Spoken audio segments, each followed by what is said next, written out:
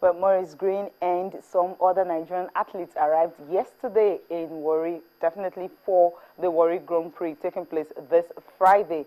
That might just be the trials the Athletics Federation of Nigeria would need for them to actually select athletes for the World Championships, because the All Nigerian Athletics Championship, we don't even know if that one is going to hold this year in Calabar. Hello and welcome to Sport This Morning. I'm Cecilia Amogwe. Now let's just take a look at the major headlines. And of course, we are starting with a tennis. ITTF Africa Seniors Cup in Cameroon, Yaoundé. It's a miss of fortunes for Nigerian players. Aruna Quadri won his first game, but the second game, he couldn't just win it. And Kazim Makojola, of course, won his first game and second game against Africa's top #1. He lost that one. But Funko Shinaki, she's still very much in the game. She won her first game, and the second one, well, it was a walkover in favor of her. And in basketball, the D Tigers begins a quest for glory. They've never won the Afro Basketball Championship, but this time around, with the new coach, they have an American. He's hoping and expecting the team to actually do well once they get to Tunisia on August 15th. Of course, the tournament is starting on the 19th.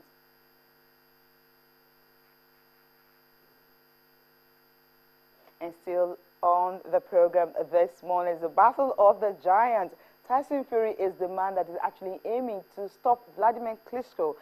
11 years he has not been beaten. He's thinking that he will be the very first man to actually do that to him after 11 years. We'll just wait for October to see who is going to take the belts.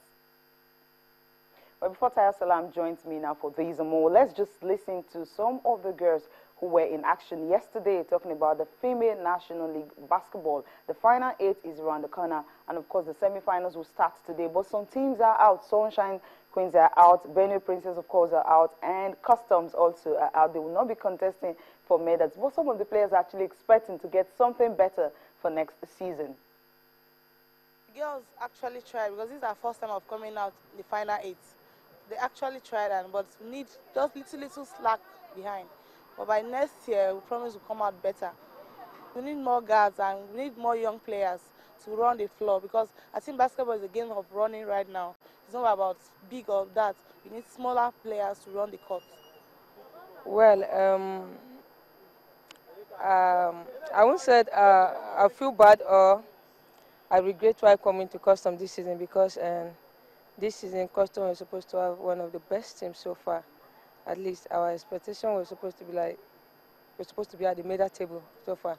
If we lost to First Bank, of course I won't feel bad, you understand? But this final 8, honestly, I don't know what happened, but it's only God I knew, so I'm not even blaming myself or my teammates what happened, but we just allow it to be like that, and then we look forward to next season. Let's see how it go. Today at the Indoor Sports Hall of the National Stadium, we had some teams were really in action. First Bank, of course, that was day 3. The final 8 started on Sunday, and of course, First Bank, IGP Queens, Dolphins, First Deepwater, they are all in the semi-final. But let's just take a look at the results for yesterday afternoon at the stadium. First Bank and IGP Queens. It was First Bank winning the game 71-27, and that was really a whitewash. And for Sunshine Angels and Delta Force beating Sunshine Angels 73-58 points. And Customs and Benue Princess, it was Customs who won that one 58-40. Of course, the players were not really happy because that did not take them to the semi-finals. First Deepwater and Dolphins. First Deepwater were losing to Dolphins 80-56. And for semi-final fixtures, you're going to be having the First Bank and First Deepwater will be in action. That is a cracker everyone will be looking forward to. And of course, Dolphins and IGP Queens will also be in action. And the games will be taking place later today at the National Stadium. Now, from this one, quickly we move straight to, okay, another news coming from here is that the All-Star game will be played in between the final 8. This has never happened before. The players obviously were not really too happy with it, but they're expecting that something good will definitely come on. But right now, we still don't have the names of the girls that will be playing the All-Star game coming up on Friday. And of course, the final would be on Saturday, and everyone will be expecting, well, First Deepwater or First Bank to retain their title. First Bank are the defending champions. Dolphins, of course, they've been really good. And IGP Queens happens to be the team everyone is wary of. For them to have been able to beat Customs, and Customs girls were not really happy about that. Now, still talking basketball, we know that, what? Okay, just on the Just a quick comment there. IGP Queens, I'm wondering, like, well, what's the love about? Like, why they being loved down by the fans? Inspector General, please. I think it's... Yeah, because yeah. I'm looking at the result there. They lost the First Bank 71-27. Okay. That's not a performance of Queens at all. Yeah, why did they even turn up And, to score 27 and points another thing, in a basketball game? Another thing is these IGP Queens actually were able to defeat Customs. So Customs happens to be another bigger team. So we're not really happy for that. I think that's where... So it's so we can just safe to say that, okay, it was just a bad day. Yes. In the office Yes, for them. 27 points in a basketball game is scandalous. Yeah, it's awful. It's really, really awful. Okay, quickly talking about the men, of course, okay, that's actually the game between Customs and Benue Princesses. That game was really a low-scoring game, but at the end of the day, it was Customs who carried the day, and of course, some of the players were not really happy. The fact that they got to this stage was okay, and if you check, the lady was talking, Jetta Adams, she said something that she was thinking Customs would make it better than this one. She was with First Deepwater last season, but she joined the team thinking she should be able to get something for them. But right now, well, they will definitely not be having, they will definitely not even be in the podium. They won't be in the final of that one. Okay, talking about the Tigers. They left tonight, last night for France. They will be playing a friendly, some warm-up games, and that warm-up games definitely help them to prepare very well for the Afro Basketball Championship.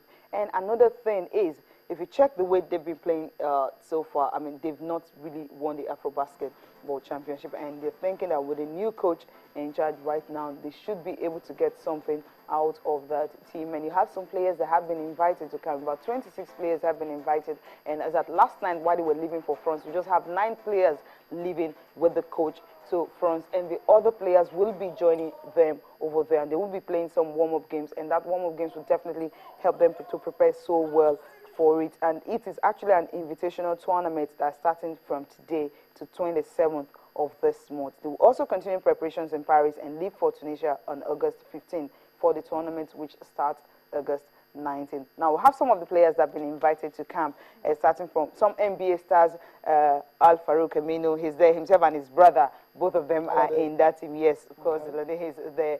Ekme Udo is also there. You have the likes of Ike Diogo, of course. Yes. You remember him at the Olympics. He's also there. Benjamin Uzo, these are the regulars. Okay, just have it on the screen there. You have Stanley Okoye, Andy Ogide, Jamin Olasewari, and Stalin Gomot. He's also in that team. Of course, Olumide Oyedeji, of course. He is the ageless one. He's the captain of the team. He's also there. Chamberlain Oguchi, he's there also.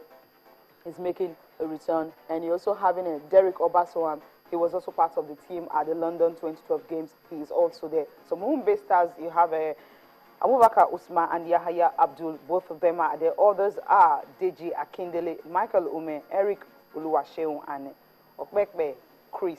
Ofuegbu Ikechukwu is also there. The likes of Edo Karachi, Akin Lolu Akingbala, and Ebi Johnson. You have Elunu Chimelu and Binije Michael, I got that particular name right, and Talib Zana. These players are actually getting their first taste of the national team. And the coach is actually saying that with the depth they actually have in the team, he believes that they can, make something out of it. Yeah, we'll see, Cecilia. We'll see how it pans out. It's a shame, really, that Nigeria is yet to win the Afro Basket. If you want to consider how good we are when it comes to the sport itself. But then hopefully this time around with a new coach in charge of the team, perhaps new ideas, new training philosophy, new playing philosophy, that might help Nigeria really go far in terms of winning the tournament. And I was going to say, there's a name there that is missing for me. I don't know what's going on with the lad. Festus Ezeli. He's supposed to be in the square, the guy that plays for the Golden State Warriors. A lot of people thought he was going to get his chance to play for the D Tigers, but I can't find his name on the list at all, so I really don't know what's happening with that one. We need to actually, contact the NBBF, to really ask about this particular situation, because I feel he's someone that's just won the NBA title, you know, with the Golden State Warriors. He's a center as well too, and I actually believe the weakness of these D Tigers definitely has to be the center position. Festus Ezeli would have brought real good quality into that particular side. So it'll be very interesting to see how it goes on for the AfroBasket team, the Tigers, going into the competition. New coach in charge. We'll see how everything pans out eventually.